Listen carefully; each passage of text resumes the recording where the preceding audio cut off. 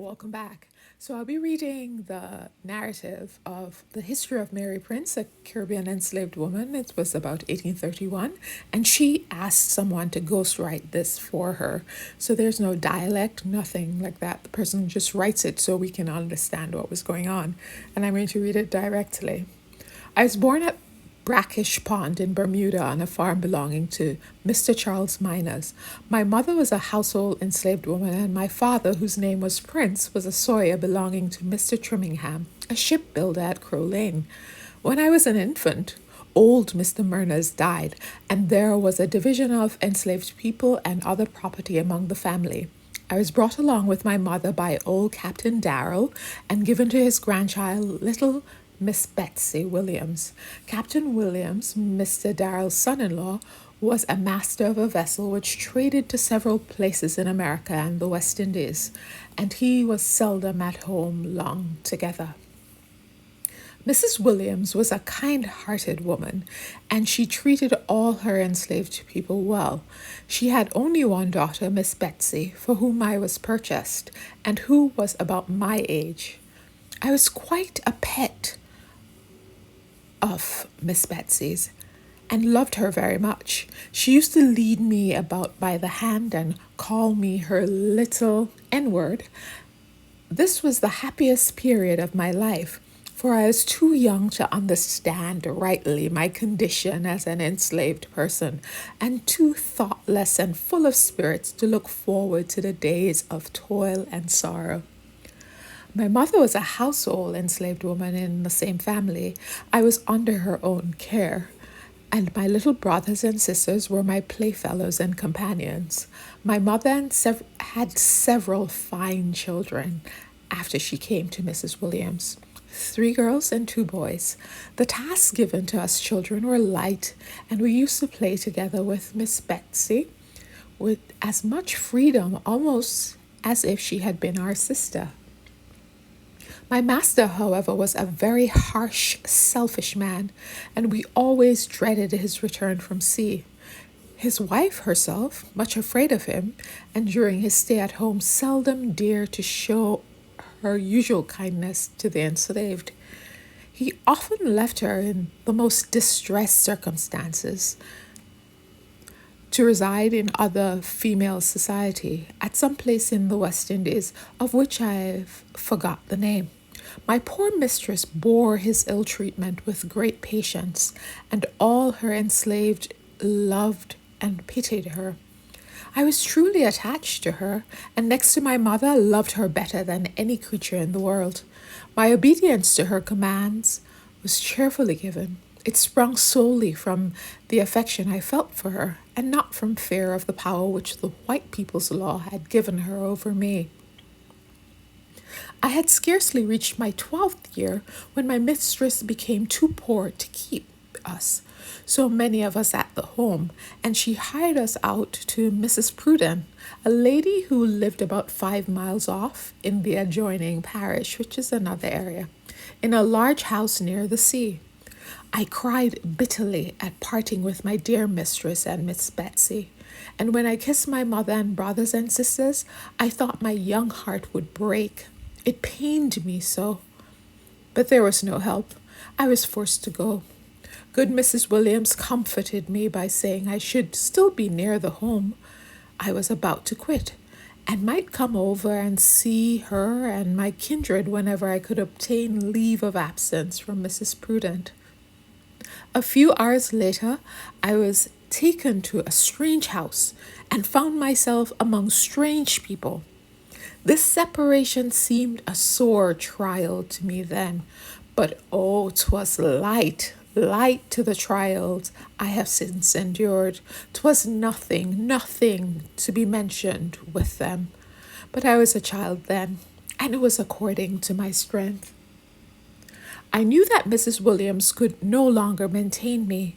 That was vain part of me for food and clothing, and I tried to submit myself to the change. My new mistress was a passionate woman, but yet she did not treat me very unkindly. I do not remember her striking me but once, And that was for going to see Mrs. Williams, and I heard she was sick, and staying longer than she had given me leave to do. All my employment at this time was nursing a sweet baby, little Master Daniel, and I grew so fond of my nursling that it was my greatest delight to walk out with him by the seashore, accompanied by his brother and sister. Miss Fanny and Master James, dear Miss Fanny, she was a sweet, kind young lady and so fond of me that she wished me to learn all that she knew herself. And her method of teaching me was as follows. Directly she had her lessons to her grandmama, she used to come running to me and make me repeat them one by one after her. And in a few months, I was able not only to say my letters, but to spell many small words.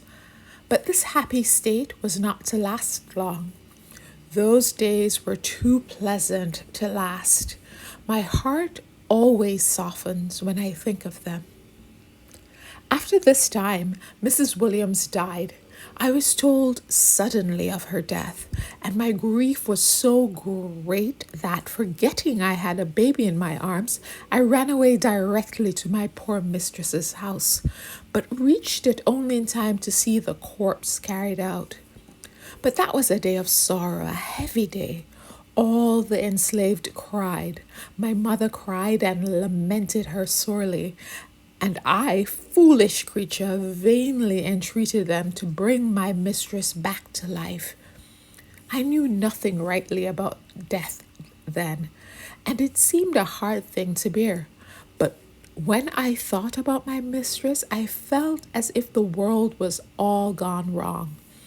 And for many days and weeks, I could think of nothing else. I returned to Mrs. Prudence, but my sorrow was too great to be comforted, for my own dear mistress was always in my mind. Whether in the house or abroad, my thoughts were always talking to me about her. I stayed in Mrs. Prudence about 3 months after this. I was then sent back to Mr. Williams to be sold. Oh, that was a sad time. I recollect the day well. Mrs. Prudence came to me and said, "Mary, you'll have to go home directly. Your master is going to be married, and he means to sell you and 2 of your sisters to raise money for the wedding." Hearing this, I burst out a-crying, though I was then far from being sensible of the full weight of my misfortune or of the miseries that awaited for me. Besides, I did not like to leave Mrs. Prudence and the dear baby who had grown very fond of me. For some time I could scarcely believe that Mrs. Prudence was in earnest, till I received orders for my immediate return. Dear Miss Fanny, how she cried at parting with me, whilst I kissed and hugged the baby, thinking I should never see him again. I left Mrs. Prudence and walked home with a heart full of sorrow. The idea of being sold away from my mother and Mrs. Betsy was so frightful that I dare not trust myself to think about it. We had been bought of Mrs. Miners, as I've mentioned, by Miss Betsy's grandfather and given to her, so that we were by right her property, and I never thought it should be separated or sold from her. When I reached the house, I went in directly to Miss Betsy. I found her in great distress, and she cried out as soon as she saw me, "Oh, Mary, my father is going to sell you all to raise money to marry that wicked woman. You are my slaves, and he had a right to sell you, but it is all to please her." She then told me my mother was living with her father's sister at a house close by, and I went there to see her.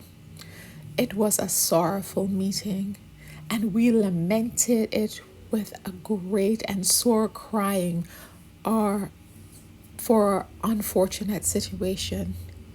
"Here comes one of my poor pickaninnies," she said, And the moment I came in, one of the poor slave brood who are about to be sold tomorrow. Oh dear, I cannot bear to think of that day. It is too much. It recalls the great grief that filled my heart and the woeful thoughts that passed to and forth through my mind whilst listening to the pitiful words of my poor mother, weeping for the loss of her children. I wish I could find words to tell you all how I then felt and suffered.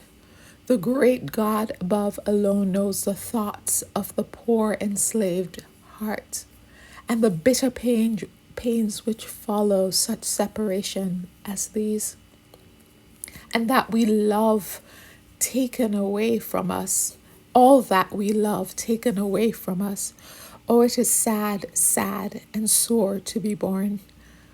I got no sleep that night for thinking of the morrow, and dear Miss Betsy was scarcely less distressed. She could not bear to part with her old playmates, and she cried sore and would not be pacified. The black morning at length came. It came too soon for my poor mother and us. While she was putting on us the new Ansegberg in which we were to be sold, this is a kind of rough cloth, she said in a sorrowful voice, I shall never forget it. See, I'm shrouding my poor children, like burying my poor children. What a task for a mother. Then she called Miss Betsy to take leave of us. I'm going to carry my little chickens to market. These were her very words. Take your last look of them. May you will see them no more. Oh, my poor slaves, my own slaves, said dear Miss Betsy. You belong to me. It grieves my heart to part with you. Miss Betsy kissed us all, and she left us. My mother called the rest of the slaves to bid us goodbye. One of them, a woman called Moll, came with her infant in her arms. Ah, said my mother, seeing her turn away and look at her child with tears in her eyes, your turn will come next. The enslaved would say nothing to comfort us. They would only weep and lament with us. When I left my dear little brother and the house in which I had been brought up, I thought my heart would burst. Our mother, weeping as she went, called me away with the children, Hannah and Dinah, and we took the road that led to Hambletown, which we reached about 4 o'clock in the afternoon. We followed my mother to the marketplace, where she placed us in a row against the large house, with our backs to the wall and our arms folded across our breasts. As the eldest stood first, Hannah next to me, then Dinah, and our mother stood beside, crying over us. My heart throbbed with grief and terror so violently that I pressed my hands quite lightly across my breast. But I could not keep it still, and it continued to leap as though it would burst out of my body. But who cared for that? Did one of the many bystanders who were looking at us so carelessly think of the pain that wrung the hearts of the Negro woman and her young ones? No, no. They were not all bad, I dare say, but slavery hardens white people's hearts towards the blacks, and many of them were not slow to make their remarks upon us loud, without regard to our grief, though their light words felt like cayenne on the fresh wounds of our hearts. Oh, those white people have small hearts who can only feel for themselves. At length the vendue master who was to offer us for sale like sheep or cattle arrived, and asked my mother which was the eldest. She said nothing, but pointed to me. He took me by the hand and led me to the middle of the street, and turning me slowly around, exposed me to the view of those who attended the vendue. I was soon surrounded by strange men who examined and handled me in the same manner that a butcher would a calf or a lamb he was about to purchase, and who talked about my shape and size in like words, as if I could no more understand their meaning than the dumb beasts. I was then put up for sale. The bidding commenced at a few pounds and gradually rose to 57. When I was knocked down to the highest bidder, and the people who stood by said that I had fetched a great sum for so young a slave, I then saw my sisters led forward and sold to different owners, so that we had not the sad satisfaction of being partners in bondage. When the sale was over, my mother hugged and kissed us and mourned over us, begging of us to keep up a good heart and to do our duty to our new masters. It was a sad parting. One went one way, one another, and our poor mammy went home with nothing. There's so much here, so rich, so full.